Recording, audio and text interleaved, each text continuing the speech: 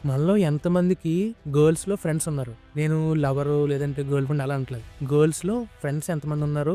ఒకవేళ ర్యాండమ్‌గా ఎవరన్నా గర్ల్ వచ్చి మీతో మాట్లాడితే మీరు ఎంత కంఫర్టబుల్‌గా వాళ్ళతో మాట్లాడగలరు?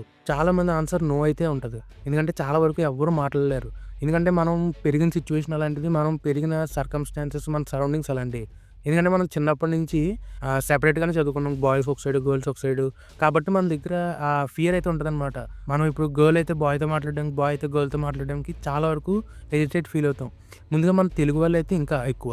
సో, ఇప్పుడు నేను నా యూనివర్సిటీలో కూడా చూసుకుంటే చాలామంది చాలా భయపడుతుంటారనమాట అలా మాట్లాడడానికి కూడా. సో, ఆపోజిట్ జెండర్‌తో ఇంటరాక్షన్స్ అనేవి నార్మలే. మనం ఏది తప్పని చేయట్లేదు కదా! జస్ట్ మాట్లాడుతున్నాం అంతే కదా! జస్ట్ మాట్లాడడానికి ఎందుకు భయం? సో, ఆ భయం పోవాలి అంటే మీరు జస్ట్ ఎళ్లి మాట్లాడాలి. ఇప్పుడు మనకేదైనా ఒక పని రావట్లేదంటే దాన్ని మనం ఒకసారి చేసి చూడాలి గదా!